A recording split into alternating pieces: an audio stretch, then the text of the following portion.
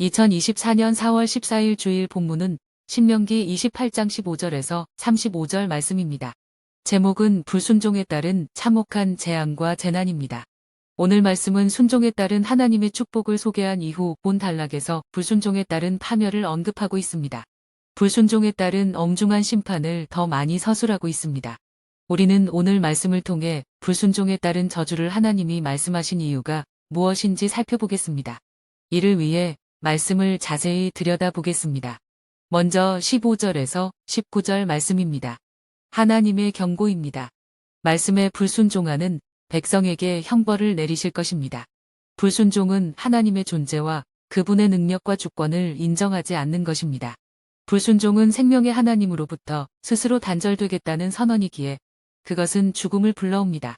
저주는 경시하다, 낮추다라는 뜻으로 하나님을 가볍게 여기고 경시하겠다는 의미입니다. 이처럼 하나님을 경시하면 하나님도 그를 가볍게 여기며 하나님의 영광이 떠나 저주를 피할 방법이 없습니다. 구하기만 하면 주시는 하나님만이 아니라 순종하지 않으면 주신 것을 빼앗기도 하십니다. 말씀을 따르지 않고 어기는 자에게 엄중한 심판과 가혹한 시련을 주십니다. 다음은 20절에서 27절 말씀입니다.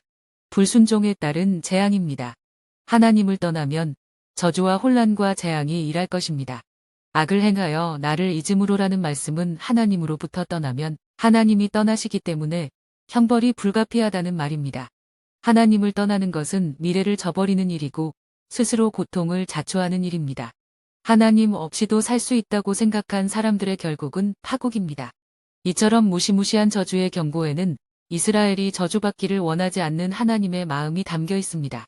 하나님은 불순종의 저주를 미리 알려주심으로 그 길로 가지 말라고 경고하십니다. 마지막으로 28절에서 35절 말씀입니다. 불순종에 따른 재난입니다. 불순하는 백성에게 하나님의 보호를 거두십니다. 불순종은 하나님의 보호를 발로 차버리는 어리석은 선택입니다. 말씀을 따르지 않는 자에게 임하는 하나님의 저주는 눈으로 지켜 볼 수도 없을 만큼 끔찍할 것입니다. 그 재앙은 그들이 언약의 땅에서 진멸될 때까지 멈추지 않을 것입니다. 이것은 단순한 자연재해나 우발적인 사건이나 사고가 아닙니다. 하나님을 멸시하고 그 경고를 무시한 결과입니다. 하나님을 외면한 결과는 참혹할 것입니다. 그러나 소생할 길은 단 하나뿐입니다. 탄식하시며 안타까워하시는 하나님께로 전심을 다해 돌아가는 것입니다. 말씀을 맺습니다. 우리는 불순종의 심각함을 마음에 새겨야 합니다. 재앙과 징계는 하나님의 목적이 아닙니다. 우리는 징계가 하나님의 마지막 방법이 되지 않게 해야 합니다. 하나님의 경고와 징계에 담긴 하나님의 사랑 앞에서 속히 뉘우치며 불순종의 죄악의 자리에서 돌아서야 합니다. 기도드립니다.